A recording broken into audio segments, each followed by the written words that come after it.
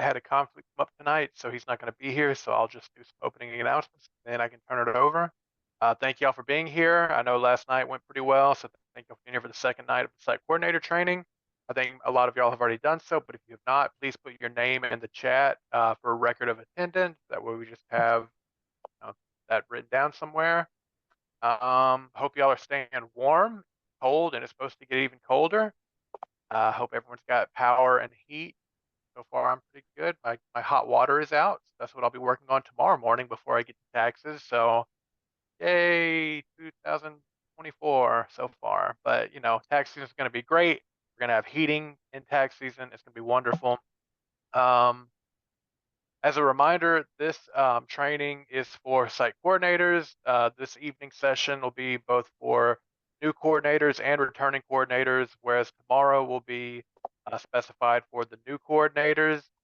And then if you are interested in being a greeter or a screener, you don't need to be in this training. That training will actually be on Friday from 6 to 9. So that's pretty much all I've got. As you can see, we've got our agenda for the night. We're going to go through a lot of the stuff that y'all are already probably familiar with if you've been a site coordinator before. We've got the main thing we're going to look at to begin with is the Pub 5683, I believe, but I don't want to get ahead of myself. Karen, Denise, are y'all here? Do you want me ready for me to turn it over? Yes, I'm ready. Ready. Hi, Ada. Then I will turn it over. Thank y'all. Okay. Good evening, everyone. I want to welcome you back to the site coordinators training. But before we get started, I was trying to get a feel of how many people did not attend the returning volunteer training. If you can put NA in the chat box by your name, not attended, that would mean that you did not attend the returning volunteer training. And if you can do that as soon as possible, I would appreciate it. Again, I'm Karen Smith Clark. I am the site coordinator at Southland Mall. I've been there over 20 years. We've moved around. I think we've had about 4 different locations at Southland Mall, but we've been at the location where we are for over 10 years. I know it might have been 15. So I've been there for a while, and I just want to welcome you. I know you're excited to be here. I know you're excited for another tax season. I know I am. And so we're going to go on and get started. The 5683. We're going to leave that for tomorrow for the new coordinators. But let me just go through the agenda. The 5683 is the first publication. We're going to talk about the publications required to be displayed at all the sites, the opening and closing of your site, volunteer management, completion of the forms, procedures for screening and quality review, transmitting returns, resolving rejects, best practices for sites, and tax layer enhancement. So, Hannah, if you can stop sharing your screen. Okay.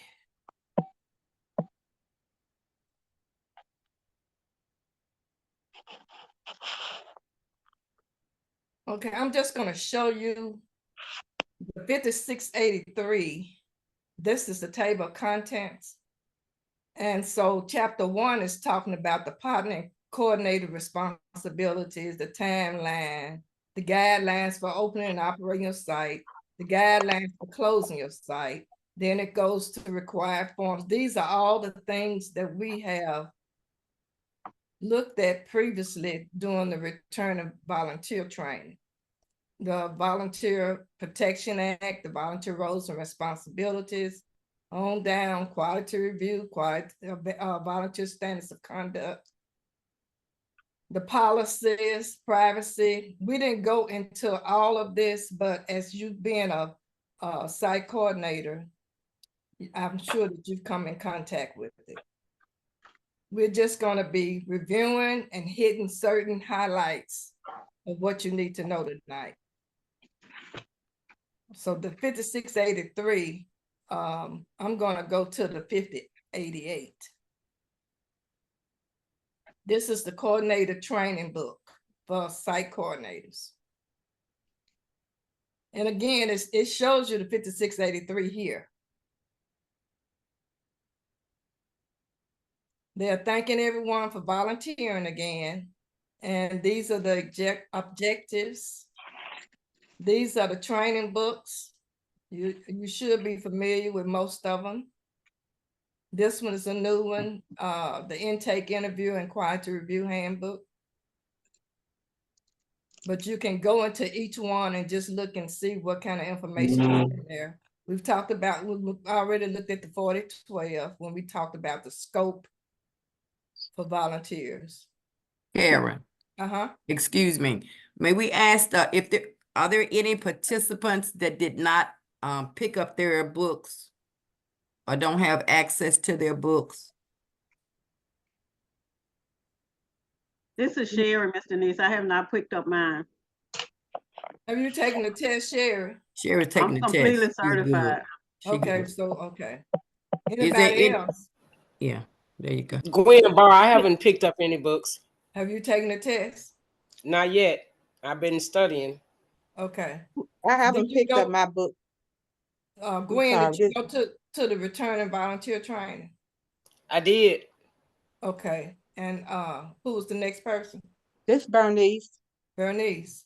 Yeah, I didn't pick up my books, but I'm finished with my test. Okay.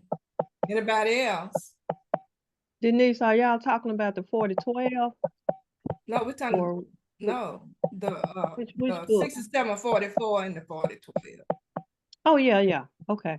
Because if you didn't pick them up, the other way would be that you would access it online. And I just wanted to make certain that you knew if you didn't have it, you'd have access to it. Yeah, that's what I did. What is that tapping? Me? Okay. Okay, so is that everybody that had not picked up their books? No, I haven't. Rita McKinney haven't. Who? Rita McKinney. Okay, are you a not new site coordinator? I am new. She is. I'm taking her name, the names. Okay, so okay. So do you know how to get to the books online? No, can I go down and pick up the books? Hunter. So our office has been closed due to the weather until like through the end of the week. So we pushed back our site opening, and we're going to work on getting out materials early next week. We'll be in office on Monday and Tuesday, ideally, assuming the weather doesn't get any worse, and we'll work on distributing materials in. We'll kind of go around it tomorrow since you're a new site coordinator. So we already know that you do not have your book. Okay. Yeah. Anybody else? Yeah, I also don't have mine. Me and my co-site coordinator, Who are Okay, you? who was me? Ramon Yusuf from University of Memphis School of Law. Okay, Are did you you go the- online? Yeah, we have some of the digital publications. Okay, so I guess I should rephrase the question. We need to make certain that whether or not you do or don't have access to it online, or if you picked them up. So if you didn't pick them up and you can go online, then that's an avenue for you. I understand, Rosemary, you don't, but is there anybody else in Rosemary's situation? Me, Rita McKinney. Yeah, Rita. Okay, Rita, I got you. Anyone else? Thank you. Okay, going back up to the materials, these are the books, and you can go online and click and look at some of these books and see what information is in them. But we'll go into some of this again tomorrow for those new coordinators. Site Coordinator Corner, that's on Link and Learn, which I'll go into and show you before we leave tonight. This is very good. It tells you all of the books you need to know. It give you the Link and Learn is a very good deal. You can get your alerts and all the information that you need to be a site coordinator and to help your volunteers. Again, the 5683. Okay, these are the qualities that they're saying that a site coordinator should have: willingness to devote the time and effort required, because it's gonna take some time and effort out of your life to prepare accurate tax returns and answer questions in a courteous and helpful manner. I know we're dealing with the public, and sometimes the public is not courteous, but we should still keep that professionalism at our site and just be able to talk to the people in a professional manner. Now, I have recruited some people. Some people might know other folks that might want to volunteer. You can recruit them. And the whole thing is to get more and more and more people involved so we can help the public. Again, recruiting and supervising volunteers, determining the site days and hours, which you should have already completed on a form showing your hours that you're going to be open at the site. I know Southland Mall have new hours this year. We're going to be working from 10 to 4. Used to be in the past, we had some evening hours, but this year is going to be different. This will be the first time that we'll be working day hours. I'm sure we probably will get some feedback, but I'm sure all the assistant site coordinators and the volunteers that work there, they're glad. We've talked about the volunteer standards of conduct and the quality site requirements. We've talked about the tax alerts, which all this you'll find up under the site coordinator corner on Lincoln Learn. Denise is going to be talking about opening and operating your site, closing your site, required forms again. You probably, some of you might not come in contact with these forms. We do not have any IRS loan equipment. Our equipment is from United Way, but the equipment may not be used, even the equipment that you get from United Way, for commercial purposes, games, collateral exchange, or sale, or personal use. And you should have your equipment locked up at all times. And you know we can't leave anything visible in our cars for those mobile site coordinators.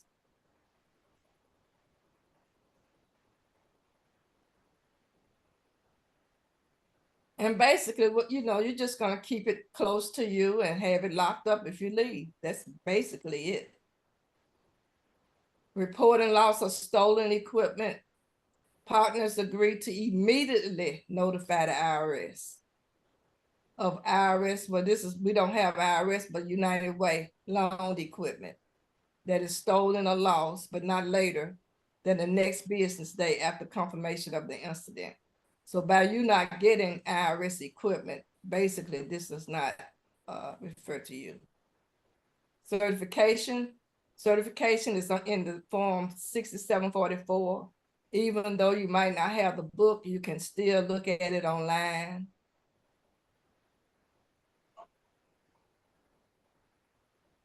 Milestone recognition. The form 13206 should be completed. This is for people that's been, that will fit into certain categories. These are the different certifications that you have to have. Volunteer standards of conduct, intake, interview, and quality review, site coordinator, and you have to have them and take them in order. You cannot go on there and just start with the site coordinator test. You have to start with the volunteer standards of conduct. And it goes in order all the way. This is something new, over the phone interpreter. But these basically, the volunteer standards of conduct, the intake, the site coordinator, and the advanced is basically what everyone takes. Some people will take the military. This is a new pub for the intake interview. And the greeter screen, I'm sure that they probably will go through this during their presentation Friday. But you can always click on it and look and see what's in there. Again, they keep bringing up this 5838. This again is the intake interview and quality handbook.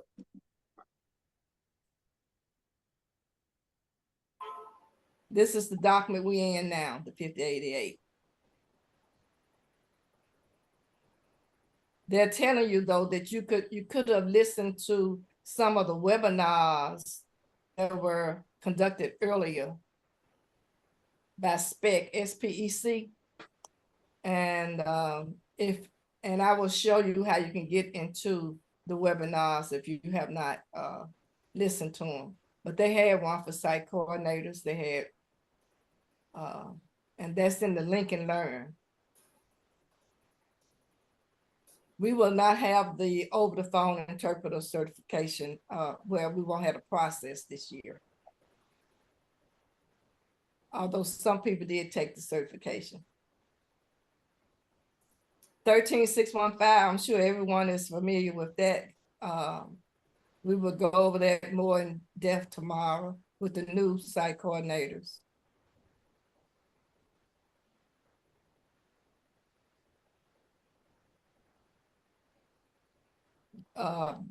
This is based on people who are wanting to continue their education credits.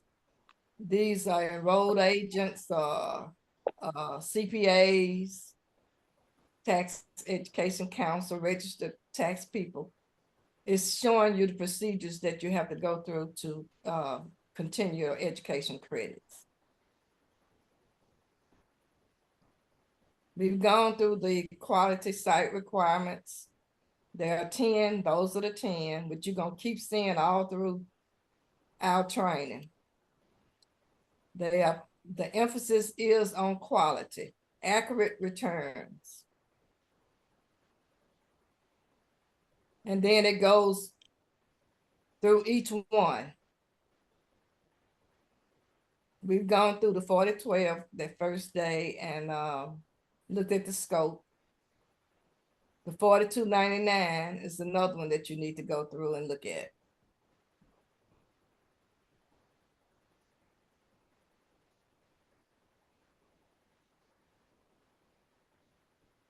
Again, it's talking about the unsure on the 13614C. Make sure that there are no unsure boxes checked. It should be yes or no. And please stop me if I'm going too fast or if you have a question. So these, like I said, we've gone through all of the quality standards, and it's 10 of them. So this is just on number 2. But this is showing again books that you need on your desk at work. And if you don't have those, as long as you have them online. These are the 4 reference materials that you should have as a site coordinator.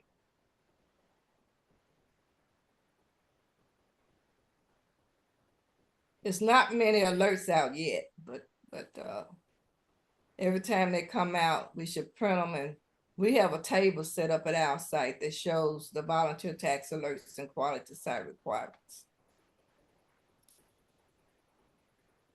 These are the volunteer standards of conduct, which we've gone through. Any questions on those?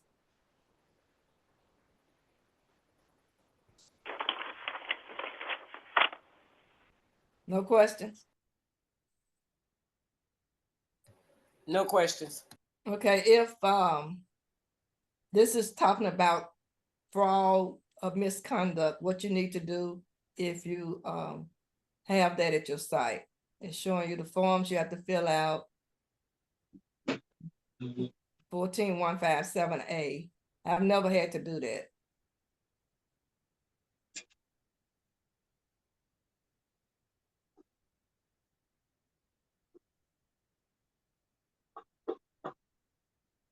When a potential data breach occurs, partners must contact their local spec territory office immediately upon confirmation of the incident. That's if something does happen.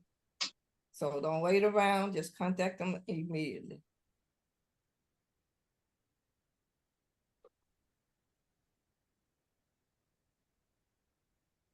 This is the registry that's set up for those who do commit data breaches. And sometimes these registers, once they've been created, the person can have been removed from the VITA TC program indefinitely due to performing intentional unethical practices harming the taxpayer. So it's indefinitely.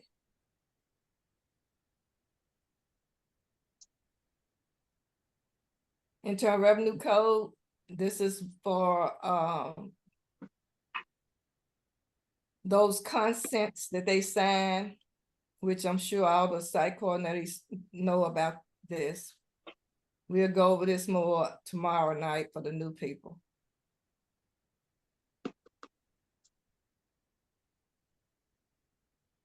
And relational even consent, this is what United Way has. Global carry forward consent, this is when they sign the back of that 13614C saying that they want their information carried forward to the next year so that if they go to another VITA site, we would be able to see their information.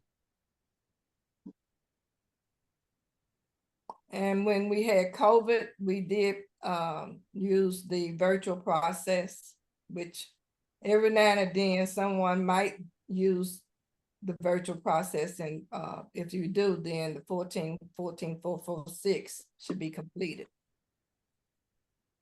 We were very heavily involved in voting registration, I think about 2 years ago. But this is on the envelope that we have where we put the tax information in. So they are still talking about voter registration.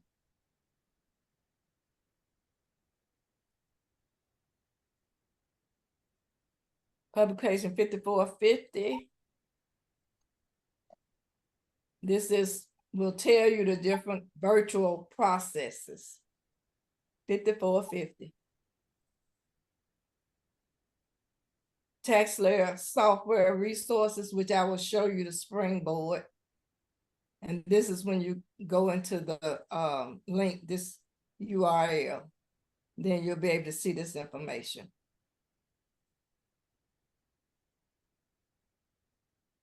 Prior years, we usually do not do prior years until March of each year, and that's only for 2 weeks, I think.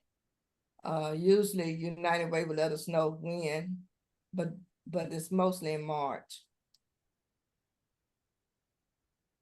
And Taxpayer Pro Online and Desktop, we do not use desktop. Allows sites the ability to prepare federal, state, and local individual tax returns for the previous 5 tax years. So we have from 2018 to 2023. Sites can only electronically file 2023, 2022, and 2021. Any questions about that?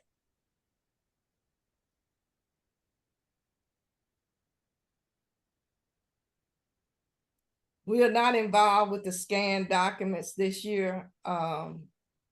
So, in the customer portal, which I'm sure you're gonna see some of that in the software, but we're not involved with that yet. TaxSlayer VITA TCE blog, we talked about that in the return to volunteer class, which I'll go back over tomorrow.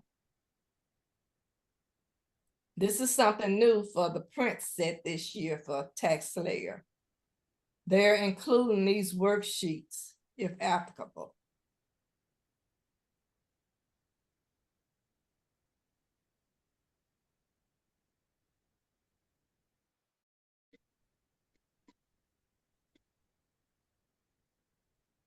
LEP, this is the limited English proficient people that speak other languages.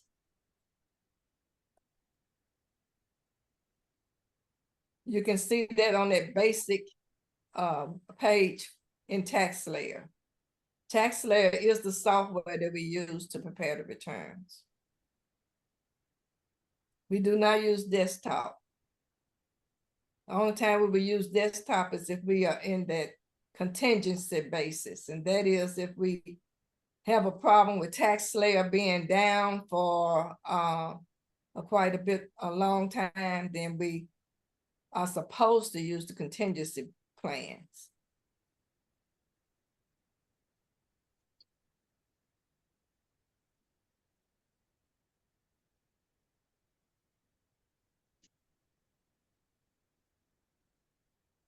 The form 15272 is the security plan, which last year, I think United Way completed, but we have to sign as a site coordinator and keep a copy of that at our desk.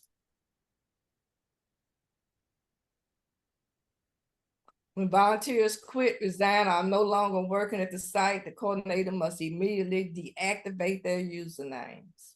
And these are all of the security software features.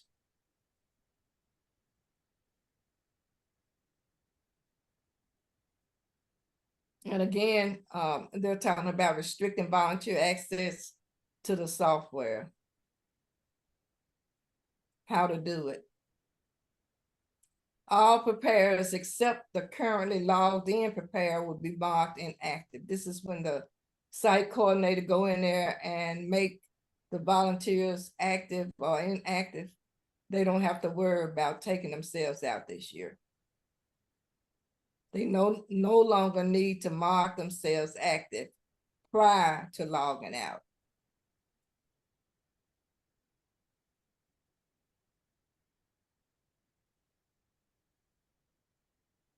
We get a router that controls our internet, that controls the software. And that's what this Wi-Fi, Matt usually comes to the site and set us up each year with routers. This is the pub that you can read to give more information about wireless connections. Basically, all this is saying is try not to talk too loud. It's according to how your site is set up, and it's according to how close you are to each other. Privacy is necessary. That's basically what this is. These are the type reviews, which I think Matt or Hunter went over yesterday, which they are going to be coming in and doing site reviews. These are the forms that they'll be using. I think they talked about that yesterday. Inspect, they do a statistical sample of quality each year, and they let us know the results.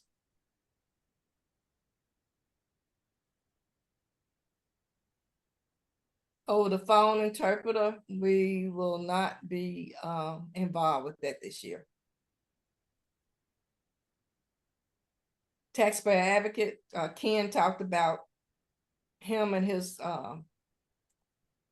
people yesterday. They are very helpful, and they do resolve taxpayer issues. He gave us all this information. Low-income taxpayer clinics.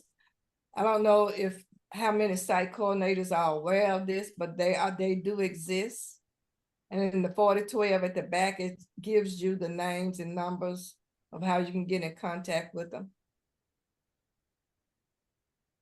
They're independent, just like Taxpayer Advocate is.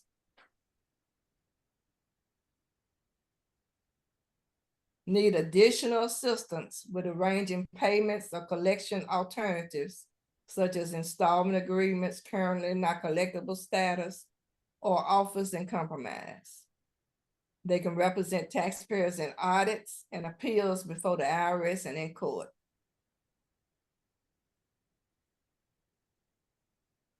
and this is the information on them. This is the Vital Hotline, which I don't think I've ever used. So this is just a summary of the 5088, the training book for site coordinators. Any questions?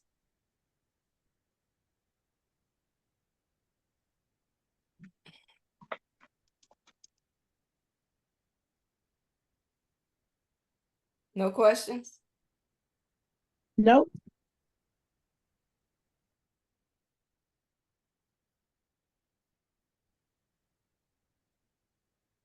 Okay, let me get out of this. All right, Denise?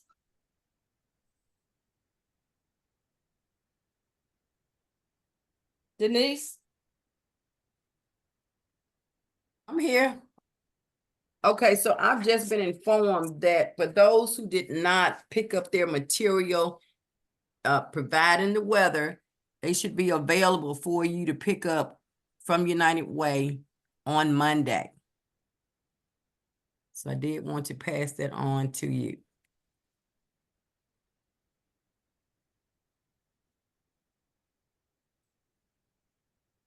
Okay, so here, what we are going to go over now is the site coordinator operations. This is a familiar document. We normally use it. We've been using, I know, for the last 3 years, and all we pretty much do is go in and make the updates that need to take place. So as I said, this is the site coordinator operations. Can everyone see this? Yes. Yes. All right, thank you. Yes, Thank you.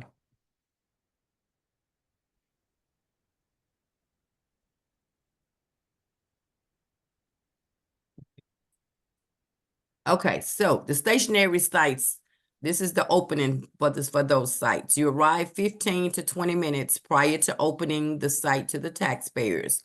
You be sure to remind your volunteers to keep track of their volunteer hours and submit their weekly electronically form that Janet went over with us on last night. You wipe down all tables, equipment, etc.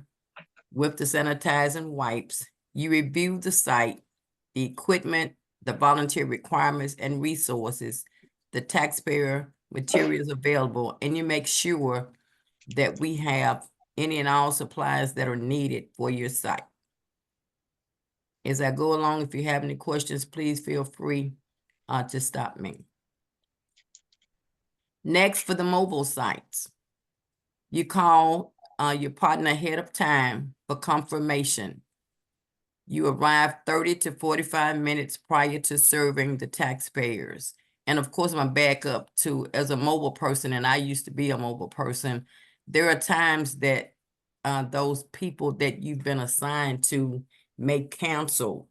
Of course, the courteous thing to do would be for them to call and let us know, but sometimes that doesn't happen. So what we should do is to call them to make certain that they still are looking for us to be there. Okay, of course, you would introduce yourself to the FTP partner. You sign in on Paycor. You wipe, and that's for the people that are in Paycor, and you know who you are. And if not, you will find out who you are. You wipe down the designated work area with sanitizing wipes. You unpack your equipment and supplies. Do your equipment check, your volunteer requirements and resources, and your taxpayer materials to make sure that all of those are available. Next, for your supplies and equipment check, you ensure that your laptops, computers, printers, all are functioning properly. If not, sit it to the side with a note on top of it with an explanation and send an email to Janet. Now, I know that depending on where you are and whether you're stationary or not, sitting that computer to the side for Janet is not the only thing you're going to do, because you're going to get on the telephone and try to get a replacement item over there because you've got customers that you want to serve. And you're going to refill printers with paper. Make sure that you have supplies available. Make sure that you have enough writing utensils available for the volunteers and taxpayers. You confirm required signage is visible for the taxpayers, and those signage would be the pub 4836, the 5169, the 4053, the 3676A. And you provide, let them know which tells on that 3678 that they're providing free tax preparation. And again, these are the documents that if you go into irs.gov, you can pull them up and get a closer look at them. This is the 4836. And then this is the Taxpayer Bill of Rights. And it tells you those things that, such as be informed, the quality service, pay no more than the correct, you don't want them to pay no more than their correct amount of tax, and just on and on. But this is the list here, and as I stated, you can always go to the IRS website and look at these more closely. Denise. Yes. At Southland, I put these flyers in the window. We're in a storefront. So right when you walk in, I have these right on the window. Plus I have some when you walk in on the wall. But I know the mobile people, I'm not sure. I don't know. I know that when I was mobile, I would have some that I would put up wherever I could in the place that I would be. And of course, over at United Way, ours are in the window as well. Because someone was okay. asking if they're gonna get a copy of this. Right. Denise, as a mobile site coordinator, you have to have them visible. So That's what whether I you put thought. them up on a door or a wall or a table, so that everyone can see, especially the spec person if they happen to come out, or Mr. Dolores, if she comes out and does the pre-site review. So that has to be up any and all time that we hit a location, regardless of where it is. Okay, that's what I thought. We used to would have a table, like for the libraries, because I was a library person, and we would have them on the table. But you're right, they do need to be visible because you don't want to be what that to count against your review if they happen to come out to review you and you don't have them. So you're correct. Any other? Even though the taxpayer really don't even look at them. They don't, but we have requirements that we have to adhere to. So it's just like anything else, you know, we tell them what to bring, and it's on the flyer that some of them will have in their hand. And when you point it out to them, they say, oh, I didn't see that. You know, hey, you got it in your hand, you didn't read it. So we still have to follow what we are required to do. So this is the 4053, the Civil Rights Protection. And then this is the 3676A that I mentioned in the previous slide. Okay, so here you play, this is the client sign-in sheet. So you want to make sure that they sign in because this is your way of keeping up with who was first to try to keep down any trouble. And then you make sure they have pencils and that they are sharpened. You ensure that you have envelopes that are stuffed with the intake documents.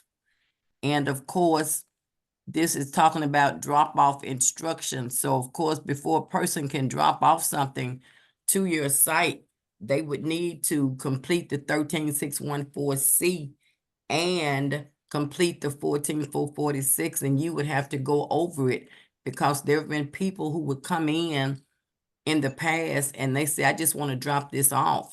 But if you just let them drop it off, as they say, a lot of the information that you would need to prepare the tax return wouldn't even be there. So that's all they did. They just dropped it off. And when they come back, it's not ready. So we have to make certain that the form is completed, all documents are there, and then we can, and make sure that we have a good working number, because I know that from doing taxes as many years as I've been preparing them, that there are people who give numbers and we cannot reach them for whatever the reason may be. Okay, so this is talking about the stimulus and the advanced CTC that's in the past. As I stated, this is prior, this is for prior years. So we still have this on the slide. And then we have the surveys that was mentioned in our previous class that will also be a part of the packet that you would give to the client to complete. This is the 13614C that I just mentioned. Of course, we went over this in the returning volunteer class, and this is something that you can't even prepare a tax return if you don't have this form completed. As Karen just mentioned in her previous presentation and all other presentations that we have, where they have the yeses and the nos, you have to make certain that it's either a yes, no. We don't want any unsure answers. If there is an unsure answer, then you would need to talk to that person to turn it into a yes or a no.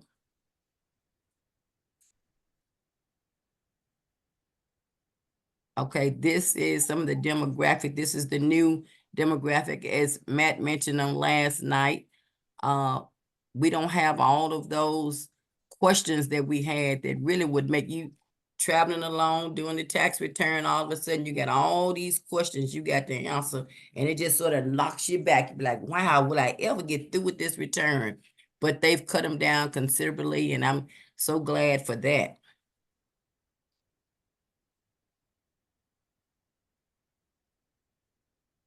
Okay, the volunteer requirements, you look at your schedule of volunteers to work each day and revise as necessary.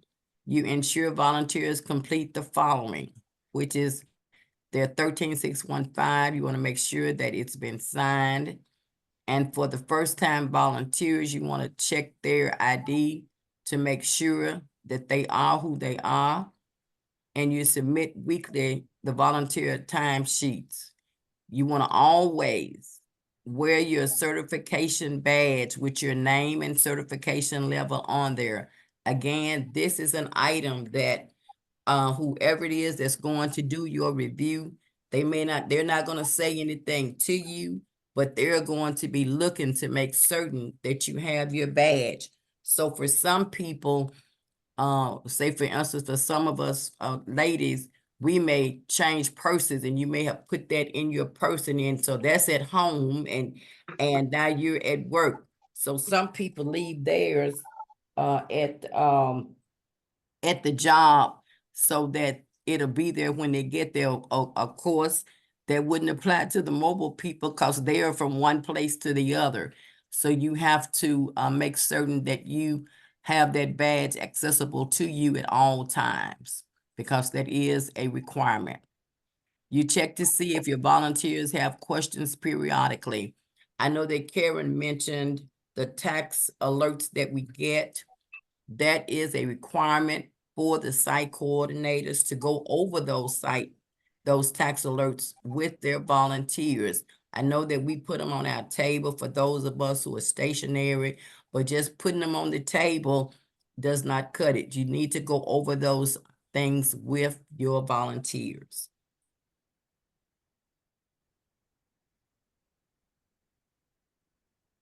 Okay, and this is that 13615 form that once you get certified, it will show your level. It will have a P for pass for each certification level that you did complete. Then you will sign it. I believe that Hunter mentioned in a previous session that they would be collecting them. And of course now, I don't know if he's going to change and have you to email them to him. You would need to have these, as well as this too is an item that when you are reviewed, they will be checking your book. If you have a book where you put all of your volunteer 13615 forms in there to make certain that they've been signed and all of that. So This too is something that you have to keep up with for every volunteer that come to your site. Now, I know that there are a couple of people that always come to the Tillman location. And so what they do in advance is that soon as they certify, they send a copy of that to me through their email. But what you may want to do if you are a mobile person, you may want to make some copies, which is probably what you already do, so that when you go to another location, you will have that for the site coordinator at that location.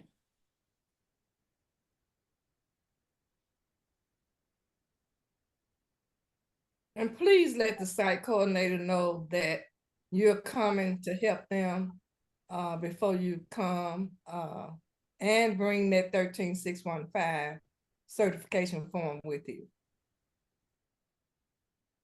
Okay, the volunteer resource corner, the site coordinators will be responsible, as I stated earlier, about the alerts and for reading the taxpayer blog, for printing them and placing them on the volunteer resource table. Of course, it shows you here where you can go and access this for the blog and the alerts. And again, this is something that Karen will be going over later on. These are your site coordinator handbooks, the 4012, the 5683, the 4299, the 5838, the 5166, and the 15272. And these are pictures of those documents that I just mentioned. Again, these can be found at the IRS website.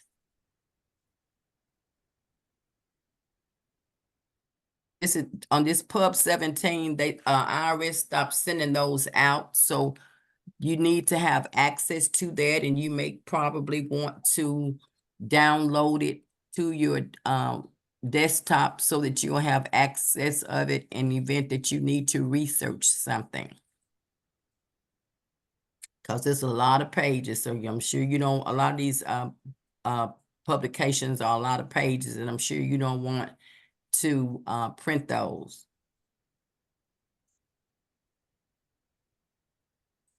These are the other two that we talked about on the previous slides.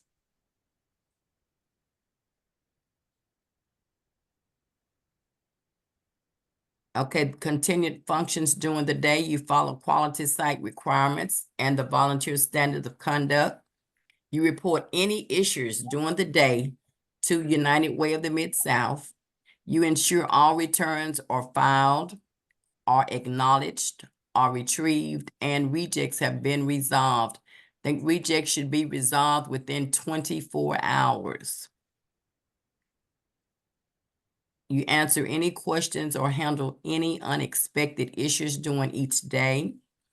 You create a pleasant atmosphere for all volunteers and taxpayers.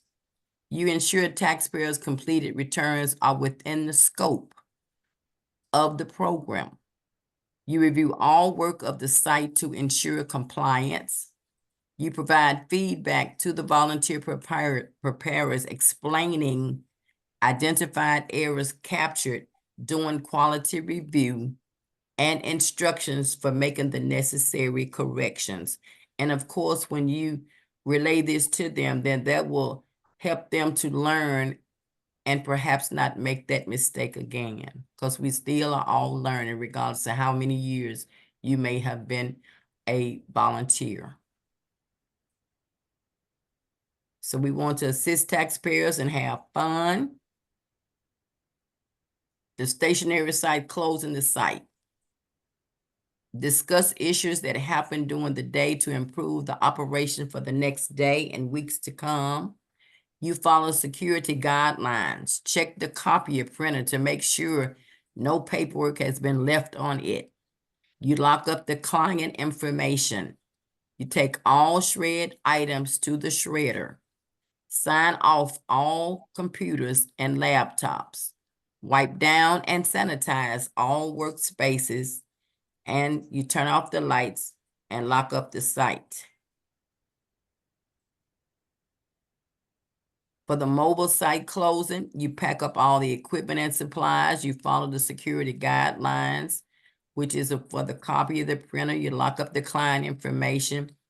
You take all shred items to the shredder, sign off all computers, laptops, wipe down and sanitize all workspaces, say goodbye, say thank you and goodbye to the free tax preparer partner. Now, do we have any questions, comments, or concerns?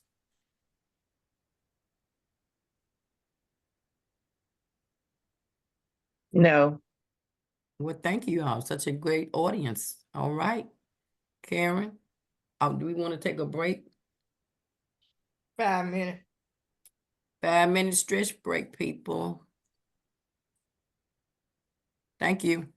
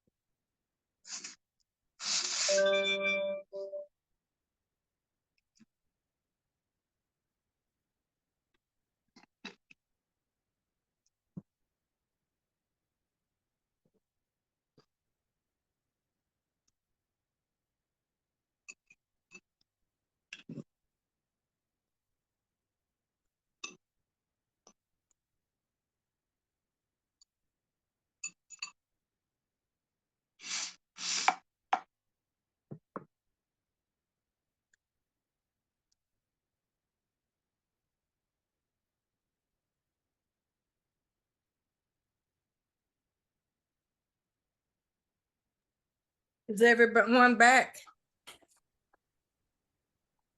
Yes, I am. Yes, Yes. ma'am. Yes, ma'am. Okay, Yes. okay.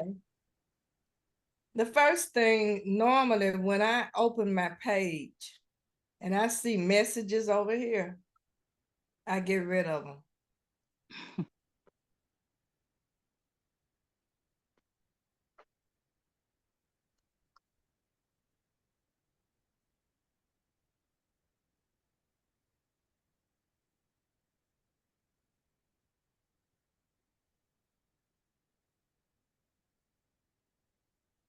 Then I go to configurations. And some people want to look at their office setup to see how things are set up, their SID number, how they want their tax returns to print out, if they want no cover page, or you just check whatever you want to look, want it to look like.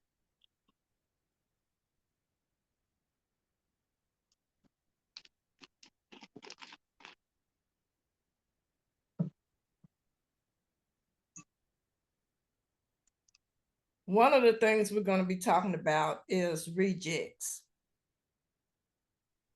Rejects is when something does not go all the way through our IRS or tax layer.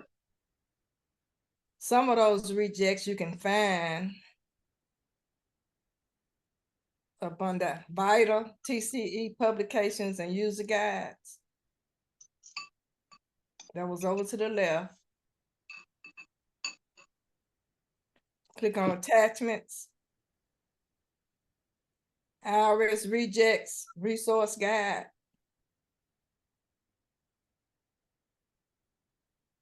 And these are some of the rejects. Nano 2 used to be a good one because we used to get quite a few of those. The taxpayer 10 and the return, let me make this bigger. Is that big enough? Everybody see it? Yes. Thank you. Taxpayer 10 and the return header must not be the same as a 10 of a previously accepted electronic return for the period, for the return type and the type period indicated in the return. So what does this mean? The primary Social Security number for the current tax year has been accepted. So somebody has already filed a return up under their Social Security number. Sometimes people are not aware of this, and this is when that append comes up and they have to file a paper return. And so this is just one of the rejects with which we have no control of. 500, and all of this is just a list of all of the rejects. Now, something just came out yesterday from IRS that was saying that their biggest reject was the 1095A. That's the health insurance, where they don't tell us that they have marketplace insurance and we don't complete the 1095A. We transmit it, comes back rejected, then we have to call them, and that's when we were talking about, Denise gave you all the 1-800 number. That's the biggest one that we just got in from information yesterday. This next one, primary Social Security and primary name control must match. So either you got the Social Security incorrect or the last name of the taxpayer incorrect. And over here, it just shows you what does this mean and the suggestion. So this is just, I'm just showing you a list of all of the rejects. I've seen just about all of them, really. This is when a dependent's name control of Social Security does not match. A spouse's Social Security name control, especially those married, filing separate. Sometimes the wife will give you the old Social Security card and they have changed their last name or vice versa. the W-2s. We used to get this, and then a lot of the rejects, really, we should not see this time, because a lot of this we're gonna be seeing as carry forward information, which will help us. If that person filed a 1095-A last year and we don't have one for this year, it's gonna let us know that that person filed one last year, so we can stop then and ask that person for the 1095-A. Now, the 502 is our fault. We wrote the wrong information. Now, every now and then, the W-2 might have the incorrect EIN on it, which is the employee identification number. But most of the time, it would have been a human error. 8862, that's when the taxpayer has been denied in a previous year for that child, and they don't tell us.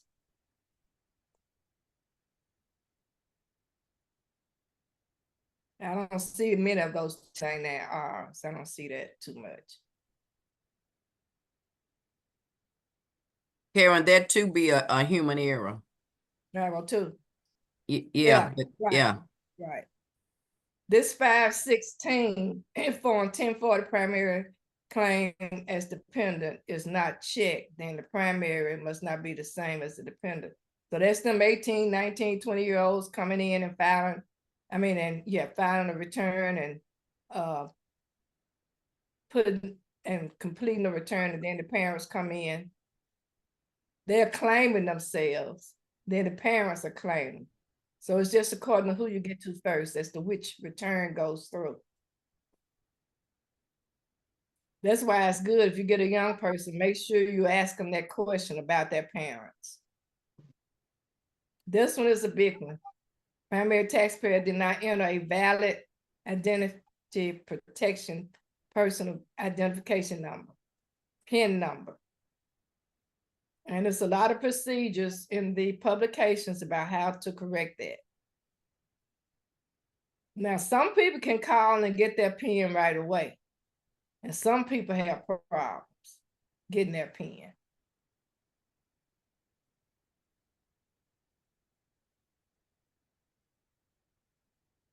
Dependent in the dependent detail on the return was used as a dependent Social Security on a previously filed somebody else, the girlfriend or the wife or whoever done filed that dependent that man or woman is using now. And the only way they can resolve that is to file a paper return. A lot of times they will just take the dependent off, and then sometimes they will file a paper return. Two people cannot claim that same person.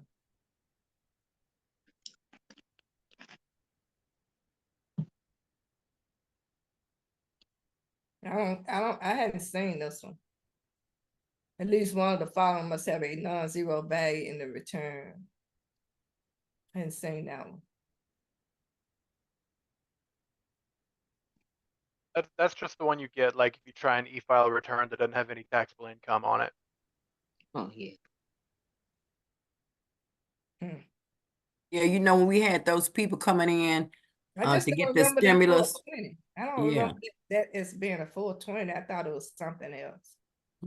Yeah, that's what it was.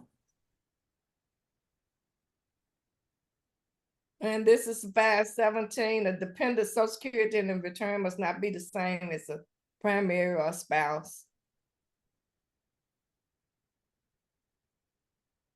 This is when the child's date of birth. A lot of times when they giving you the birthday, I always ask, so that child was 5 years old last year. So that child was 16 years old last year. And then they get to thinking.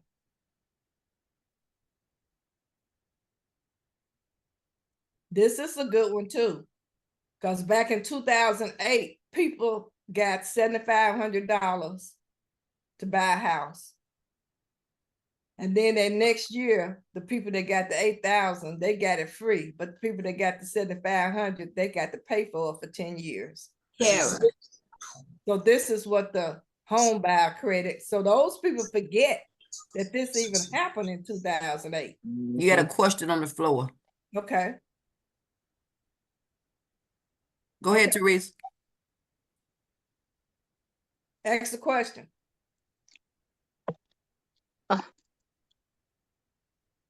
Hello? Teresa, I we, didn't have a question, huh? oh, okay. I didn't see you. No, I on. hit the button Somebody by said, mistake. somebody called Karen's name as though they had a question. No, Okay. But a lot of times people would have forgotten that they got that house. I mean, got their money back then. And true enough, they have to pay $500 every year. Some people have different amounts. Some people might have just got 3,750. Or the husband and wife could have got the same amount twice. But it will reject. And we will have to complete this 5405 form. Million cases in the world last year, up 40%. And there's a big problem in Yemen, not only Houthis, but also measles in Yemen, also in India. And the problem is with Inez, do you have a question? Okay, she just put it on mute. Okay. Okay. 300, I hadn't seen that one, I don't think. If refund amount and the return has a none, and the filing status of it is not married, filing joint, and primary death date has a value. Therefore, I might have seen this one, but most of the time when you get a person whose spouse has died. I know what to do about 1099R. Don't worry about it.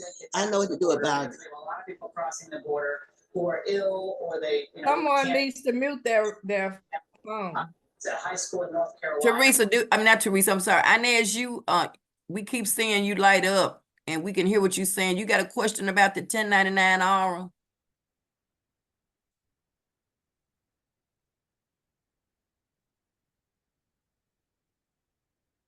Okay, going on to the 180, this is the primary taxpayer identification pin. This is their PIN number again.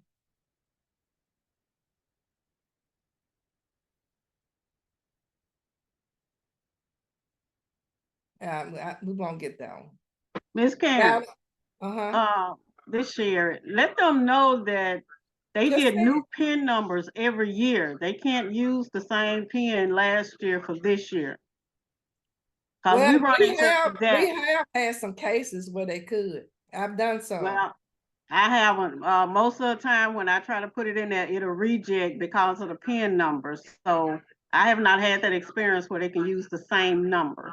Yeah, it'll have it on that letter.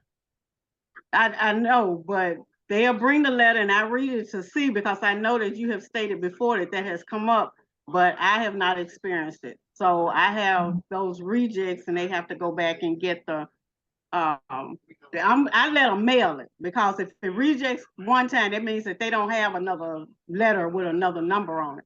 So I just tell them that they have to mail it. Right. To keep from having it to reject again.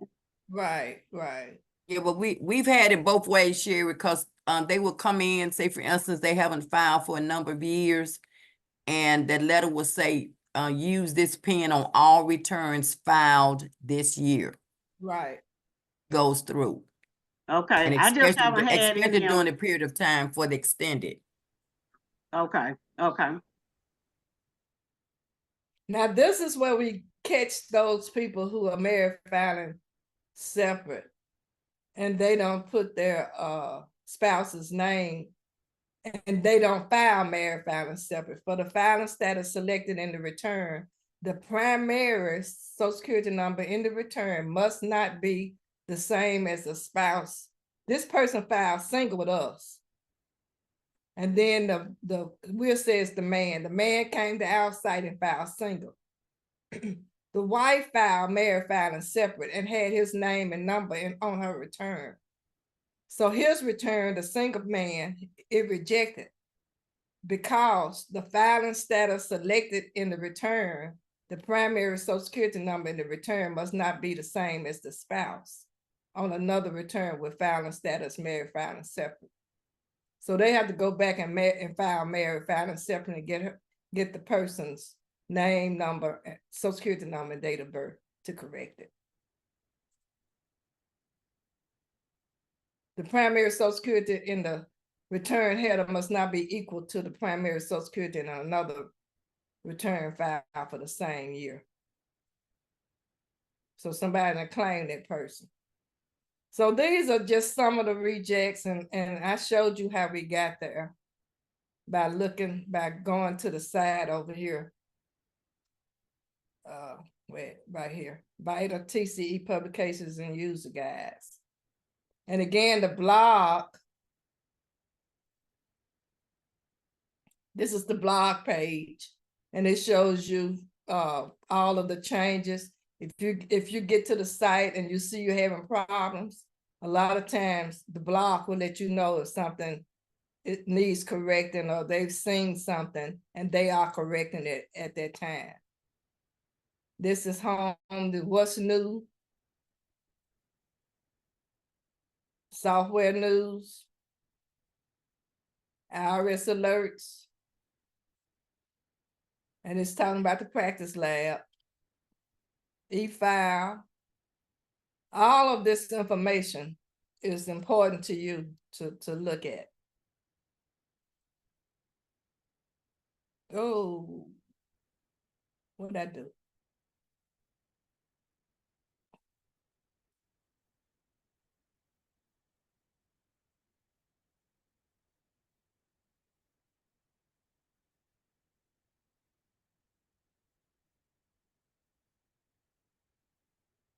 Okay, so we're gonna go on to Lincoln Learn.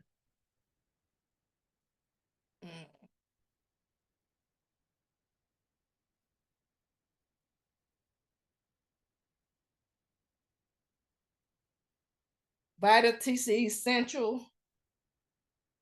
If you click on that, well, it's just showing the test because I've already done it. The software practice lab. This is that Train Pro Web, all caps.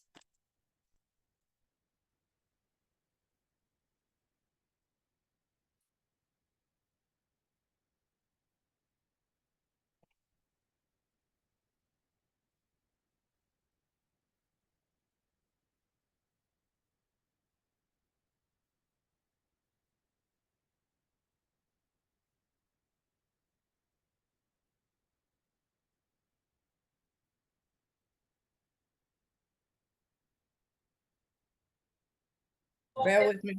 Bear with me. Karen, is this somewhere we can find this information so we can do it ourselves? Because I can't get into the program to take the test. But what problem? Well, is this a new person? No. That's Inez. Yes, it's somewhere. When I go to the Lincoln Learn page, I don't see where to click on it to take the test. Oh, I should go back. Let me go back. Let me go back. Yeah. Oh,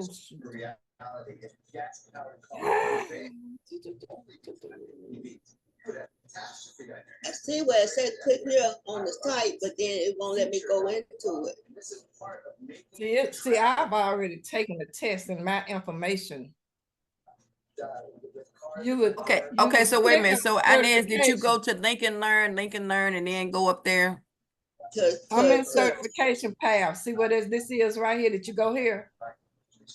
No, I went to the other one that said 230 something else. No, don't go there. That's the basic.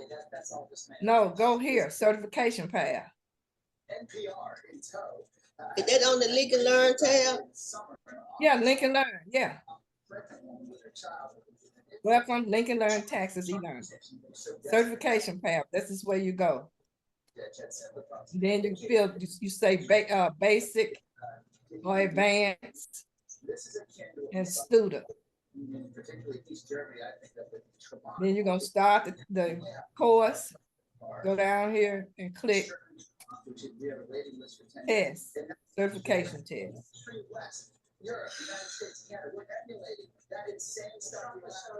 But like I said, I've already taken it. So okay, here I am right here. The only thing I can go to is click on this and I can go and print all of that off. That's all I can do on mine. Okay, well, Okay, are okay, you so gonna be on Karen, that tomorrow? Now go back to that page, cause I only go, when I can only go to 230 and then the basic, and then I can't do anything else. Come out here? Yeah, I can only click on this and it'll take me down to 230. And You all I go can to do is advanced, print that out. you go to advanced right here. And then the advanced will come up and then you would go into launch. But this is where you would hit advance. But we can, are you gonna be on the call tomorrow? Yeah. Okay, okay, well, so Karen, remember, I think Sandra had that same problem. She would get right here and then it was like nothing else she could do. So yeah, we're gonna have to talk to you separately. Attacked by people who are engaged in high levels of disinformation. They've been trying to scare Is your number on one of these? Strange anxiety. Only thing I see on mine is Keen and Tierra Caswell phone number. It sounds like she needs to uncheck something on that page before you go into the certification. On my account. Uh-huh. Did you hear her, Inez? Uh-huh. Okay, so go on your account and check that. And okay, I'll give you my number. And because we gave them out, but everybody may not have been available. 901 355 8531. 901 355 8531. And what's your name? Denise Williams. everybody saw how I got into the practice lab. I had different time because I can't get into the practice, can't get into nothing.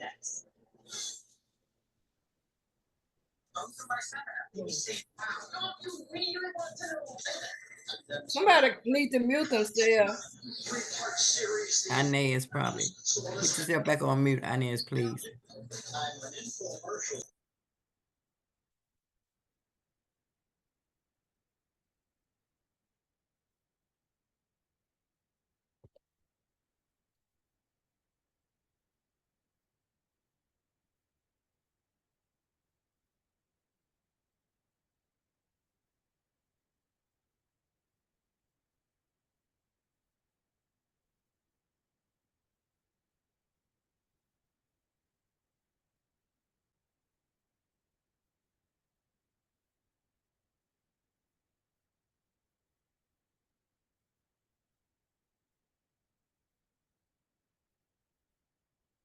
Okay, then you go to attachments and you want to go to user guide.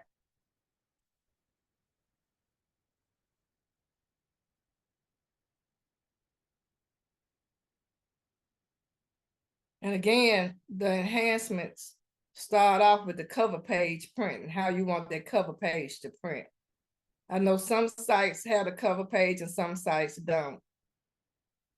The cover page showing the person's name and address versus the first page being the 8879. So I guess there's nothing, each site can do their, as far as the print, how they want it to look. But it's showing you how you can go into Office Setup and click whichever one you want. You can hide the addresses. Well, we don't have no invoices. You can set up passwords where everybody had the same passwords. This is all according to how you want to do your site. Change custom questions. Add questions. Go into the reports for accepted returns, which they've changed the security templates to roles and permissions. They just made name changes. I don't know how many site coordinators get that heavily involved with all of this. Again, this is gonna be something big this year because it's gonna let us know ahead of time that that person has filed for health care. So we know to ask them for their 1095A.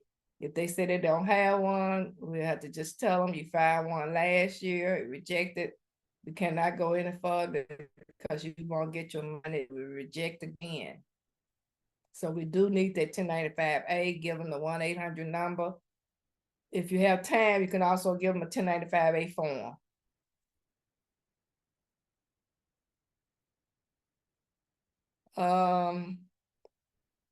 Notes, which I showed yesterday. You can do the notes on any page of their return, which we'll talk about some more later.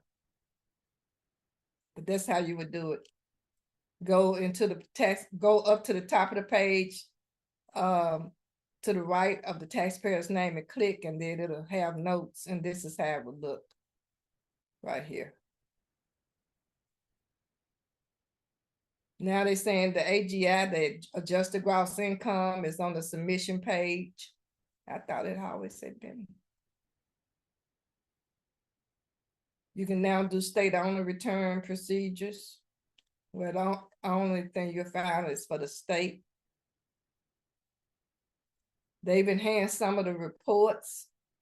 If you're looking for a report that shows all the dependents, it'll show the dependents and their date of birth and the taxpayer's primary Social Security number.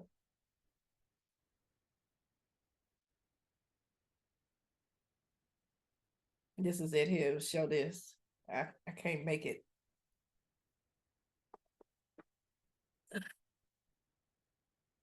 The primary last name, the first name of the dependent, the last name of the dependent, the last 4 digits, the relationship, and the date of birth. If you want that information.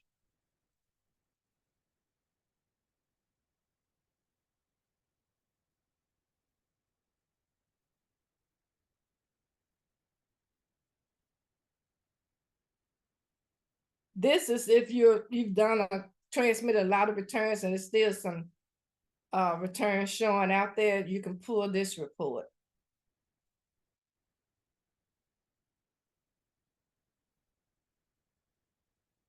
They've added some columns to this report. If you want to see a certain user, they've created a report for that. Any questions on any of this?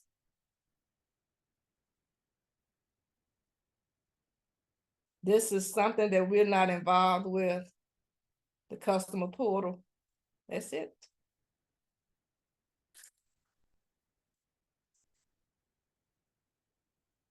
Denise, you got anything else to say about rejects? No, I just want to remind those of us that 1095, as it was it's been stated and shared with us today on the alert, that if the people that came last year had a 1095A, of course, we're going to see that when we go in and that information is brought forward. But still, that does not preclude those people who may be new clients. And so we still will experience some of those rejects. But it would help us a lot for those people that we had in the past. And that's pretty much it. Okay, this is the quality and volunteer tax alerts. This is where you would get that. They're talking about the test right here. And this is a pub that they've updated. And they're talking about Lincoln Learn right here. So maybe let's see what's on there. They're talking about the issue that they're having with Lincoln Learn.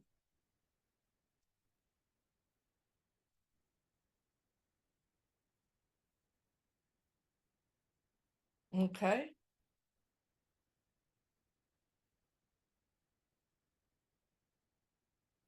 It's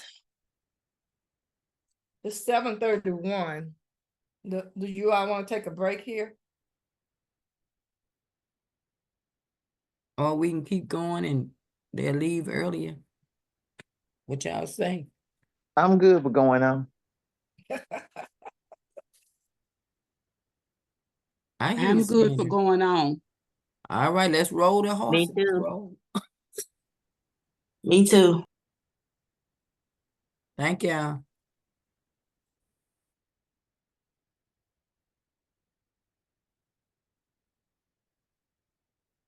I'm going to the 4012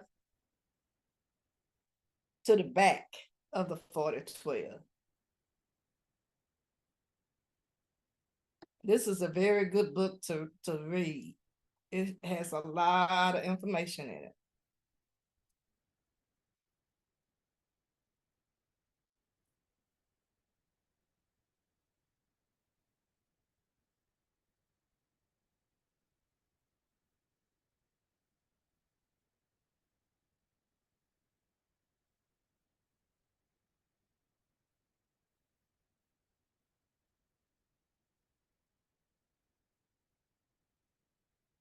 Okay.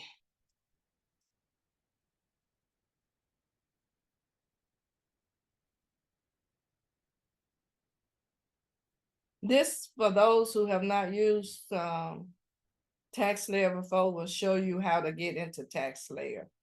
This is just, something that the new people might want to look at in the 4012. And it's page 316. And logging into TaxSlayer Pro Online. I was trying to get to.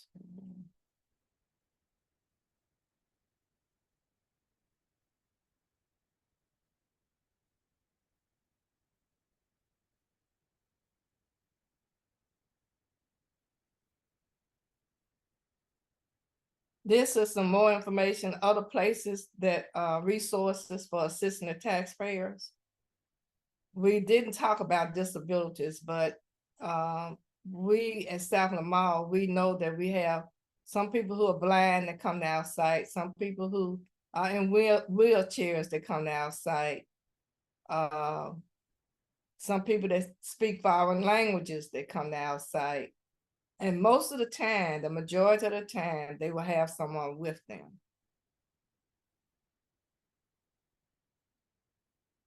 But you should also look at, if they are coming in a wheelchair, you have somewhere to put them, that they will feel comfortable. People that come in on canes, make sure that you accommodate them. Some people you just have to accommodate, and other people realize that, and we haven't had any problems.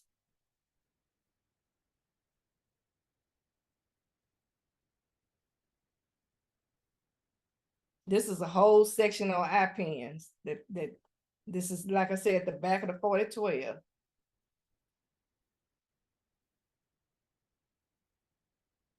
Now this year,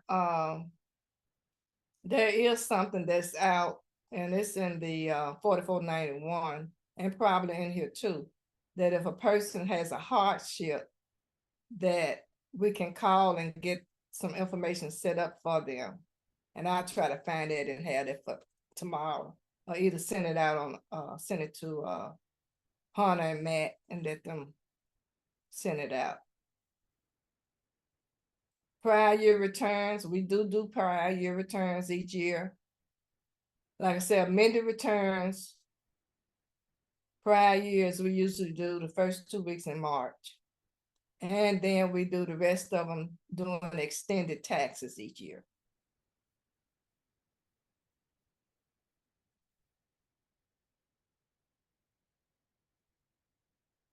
We should get a list of all of the VITA sites and the days that they're open and their times.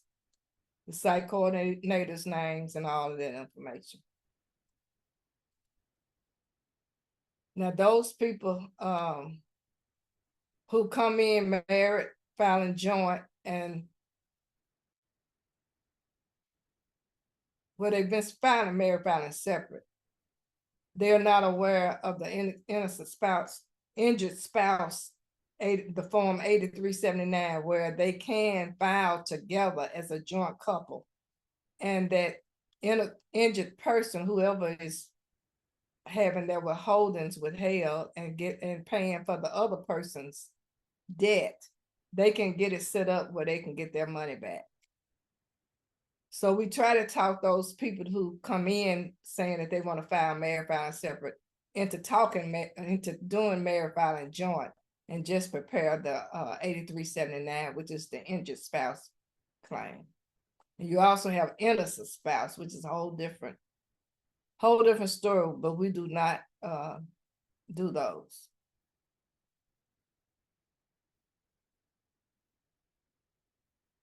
And this is hardship refund request.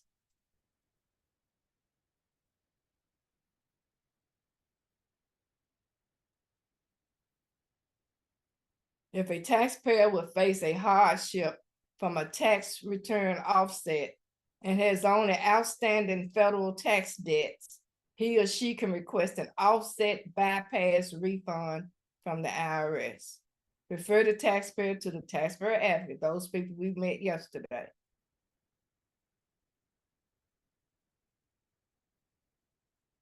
And Carol, let me point out that that's something that they would have to do before submitting their tax return. Right.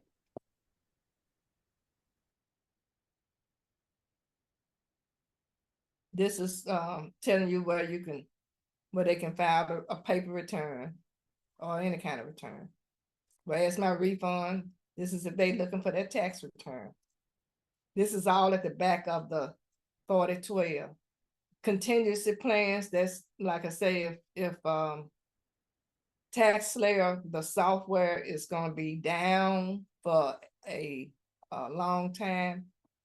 I think maybe once we've used this, and that's been 4 or 5 years ago.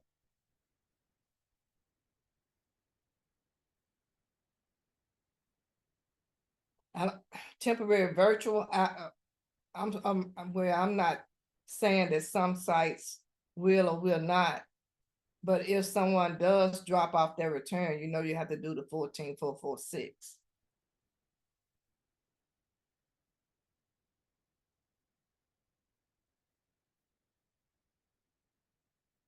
This is that springboard, the practice lab, get into the TaxSlayer software, and this is into the blog.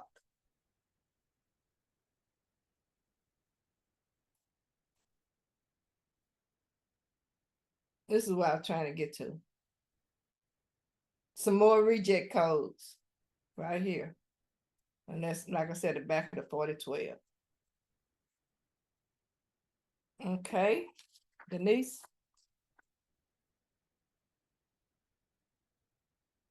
Okay, keep the 4012. Where you going? Go to the back page, Karen. Okay, these are numbers. Wait a minute, wait. I think it's the very back page. I now already wore mine out. Information for the volunteers where they know where to locate numbers for various people. Here's the low income tax clinics that we talked about.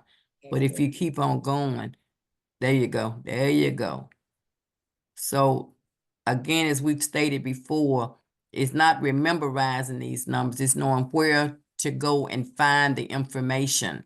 So this is very helpful to us when we need to find out various things that's going on. So we want you to know about that. Okay.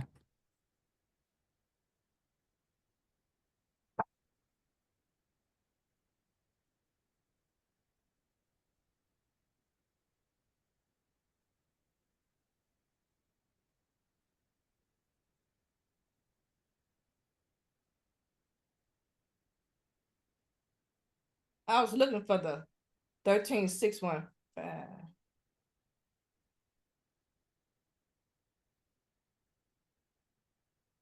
Did I miss it? Possibly.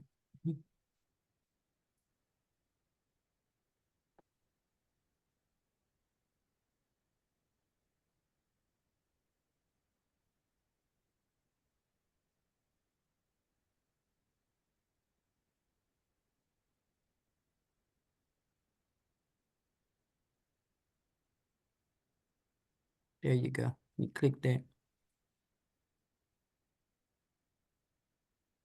That's not what I want.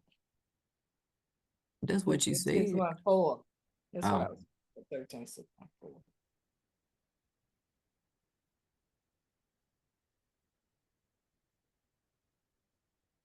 So are we through, Denise?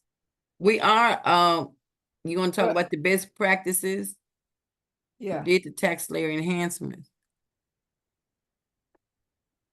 Does any other site coordinators want to share what they do at their site that they are saying is a best practice?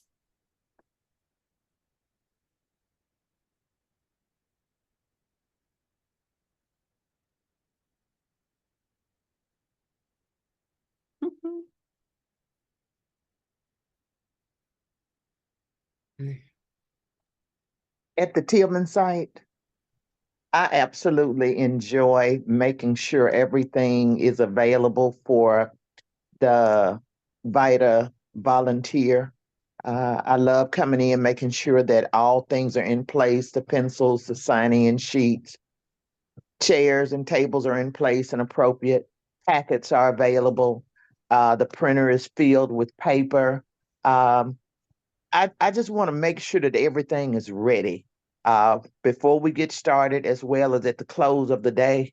I am delighted that the person that I work with, she and I have such a good work relationship that we are able to vibe off of each other and make sure that we are covering all things that need to be discussed, whether those are alerts or issues or whatever problems we may have. So I just think it's really good to be able to have a good relationship with the individual it's working with, because things do come up sometimes throughout the day.